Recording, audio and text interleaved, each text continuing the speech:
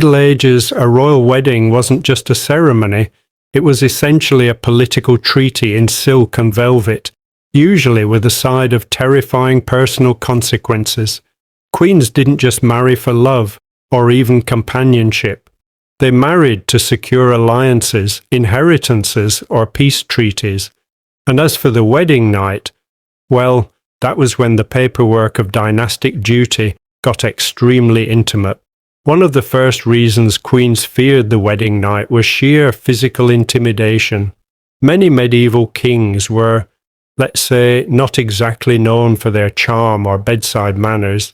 Some were elderly, some were brutishly strong, some were simply terrifying.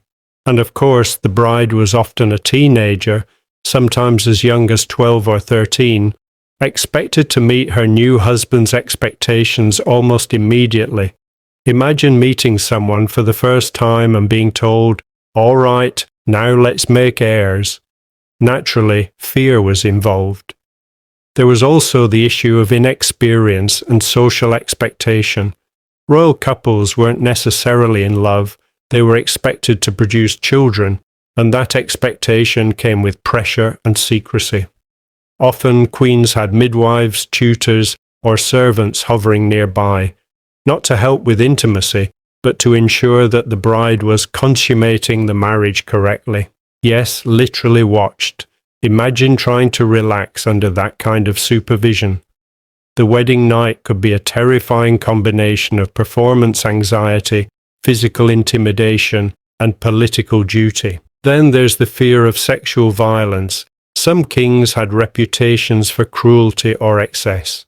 The queen might have been aware, through court gossip or family warnings, that her husband could be violent.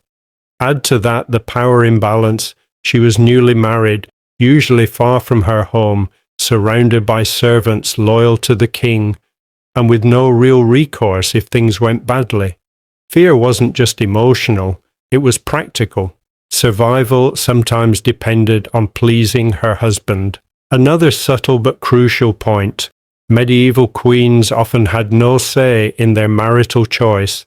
Many of these marriages were arranged when the bride was a child.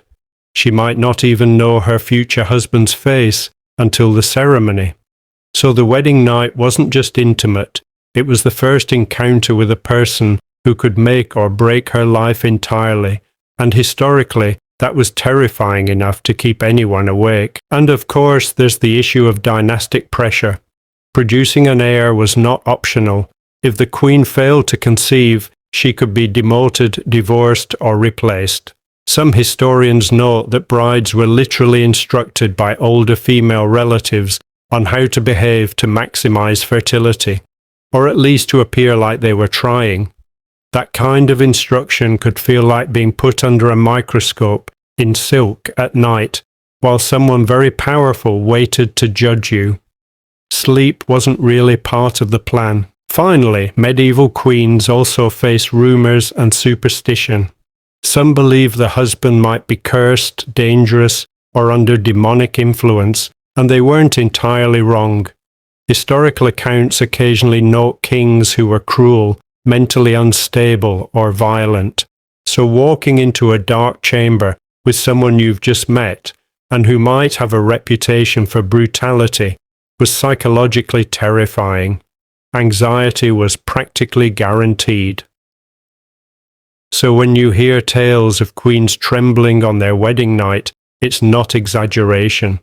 It was a combination of youth, fear of physical harm, political duty, performance pressure, and sometimes actual danger.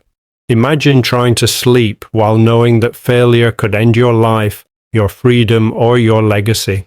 Not exactly a cozy start to married life. And that's why, historically, many royal brides dreaded their wedding nights. It wasn't romance, it was survival, duty, and sometimes very literal terror.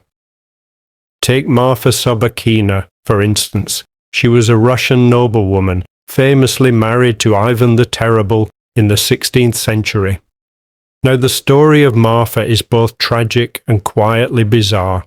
She was very young, barely out of her teens, and chosen by Ivan from a lineup of candidates for what was called a bride show, essentially a medieval beauty pageant, but with the very high stakes of survival. The wedding itself was quiet compared to what followed. On the first night, or shortly after, Marfa fell ill. Some historians suggest poisoning, some suggest natural causes, and some just shrug and call it terrible timing. She died after just 15 days of marriage. Imagine stepping into your wedding night full of hope and ending it already in tragedy. The fear queens felt wasn't paranoid, it was historically justified. Then there's Margaret of Bavaria, who married Louis VIII of France. The first night she was understandably nervous. Louis had a reputation, though thankfully less lethal than Ivan's. Still, Margaret reportedly feared him because he was known to be, shall we say, demanding, both in politics and in personal matters. Queens often face not only the physical intimidation of the wedding night, but also the psychological weight of producing heirs. And in Margaret's case, rumours about fertility were rampant. In her situation, anxiety was almost an occupational hazard. Even English royalty wasn't spared. Take Catherine of Aragon, first wife of Henry VIII. She married him as a teenager, far from home, expected to fulfill not just marital duties, but also dynastic ones. Catherine had a lot to worry about: political alliances, her husband's moods, and, eventually, the looming shadow of infertility rumours. The wedding night wasn't romantic candlelight. It was a carefully scrutinised performance of royal obligation, not exactly the kind of thing to encourage restful sleep. And then there's Isabella of France, married to Edward II. Their union was arranged for political reasons. Edward was notoriously disinterested in women and more interested in male favourites, leaving Isabella with the anxiety of fulfilling her queenly duties while dealing with a husband who was, at best, awkward and at worst, neglectful. Queens had to navigate not just fear of the physical, but fear of political failure. If the heir didn't arrive, or if the husband treated them poorly, disaster for the queen was imminent. Sometimes wedding nights were not private at all. In several royal courts, servants or court officials would observe consummation, ensuring that the bride was capable and compliant. This was not for comfort, it was for proof of fertility and compliance with dynastic expectation. Imagine trying to relax while being watched. Fear and dread were practically built into the system. And the most chilling aspect, some kings were violent or mentally unstable. A queen might fear physical harm in addition to humiliation. Some royal brides were even assassinated under suspicious circumstances within days of their marriage. The wedding night was a testing ground, sometimes for survival, sometimes for dynasty, often for both. In short, queens feared wedding nights not because of superstition or imagined threats, but because history had shown them that royal marriage could be terrifying, unpredictable, and deadly. Physical danger, political pressure, public scrutiny, and the absolute expectation of producing heirs made these nights high-stakes affairs, and that fear was entirely rational. So when we read about trembling brides or short-lived marriages, it's not melodrama. It's the cold, calculated reality of medieval royal life.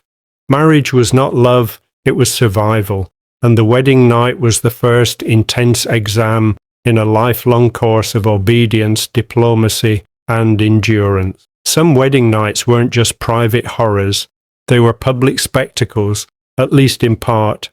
Take Margaret of Austria, who married John of Castile. She was very young and, like many royal brides, far from home. On her wedding night, she was expected to perform not only as a wife, but as a symbol of dynastic alliance. In some courts, this meant that servants or even physicians were nearby, supposedly to ensure consummation went correctly.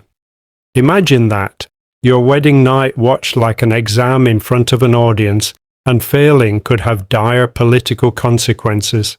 Fear, anxiety, and shame were practically mandatory accessories. Then there's the tragic case of Anna of Bavaria, who married King Charles I of Hungary. She was reportedly poisoned just days after her wedding. The exact circumstances remain murky, but historians suggest political intrigue, jealousy, and dynastic rivalry. These weren't rare occurrences. A queen's wedding night could easily be her first step into a dangerous world of courtly power plays, hidden poisons, and enemies disguised as friends. Survival required more than courage, it required luck. Isabella of France, married to Edward II, faced a more psychological terror. Edward's disinterest in women, paired with the intense expectation for an heir, made the wedding night a stressful, lonely ordeal. She had to perform duties not out of affection, but obligation. Sleep was impossible. Anxiety was constant. Her life as queen would later involve rebellion and political maneuvering, but it all began with a wedding night where fear and expectation were inseparable. Even more bizarre, some royal weddings involved ritualized anxiety. In Poland, for instance, young queens sometimes underwent a symbolic inspection by midwives, supposedly to ensure virginity and fertility. This could happen immediately after the ceremony, with the bride exhausted from the day's festivities and fully aware that her life now depended on performance in the most private of matters. Not exactly a cozy beginning to married life. And let's not forget Marfa Sobakina, who returned to our story. Her wedding night wasn't just stressful, it was fatal. Chosen by Ivan the Terrible, she was barely in her teens. The pressure, combined with illness or possible poisoning, killed her just 15 days after marriage. Her case became a grim warning to future royal brides. Wedding nights could be deadly, even without any visible violence in the room. Fear, in these circumstances, was survival instinct. Some queens were unlucky enough to face repeated public humiliation alongside personal danger.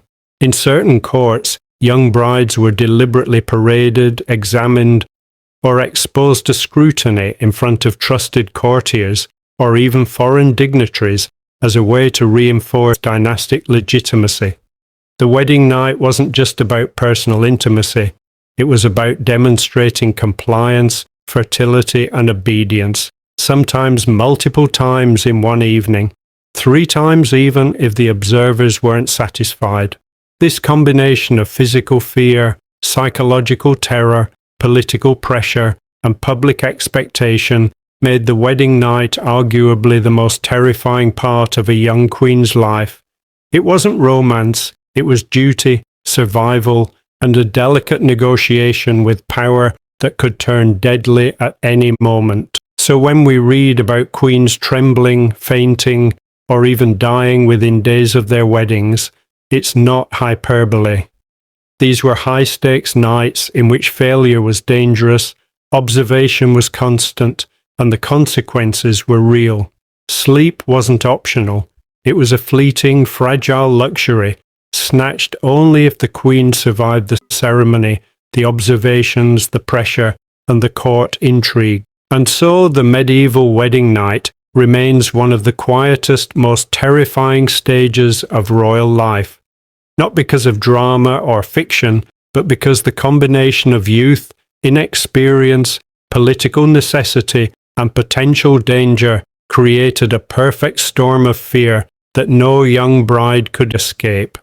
It was, in every sense, a trial by expectation, anxiety, and sometimes poison.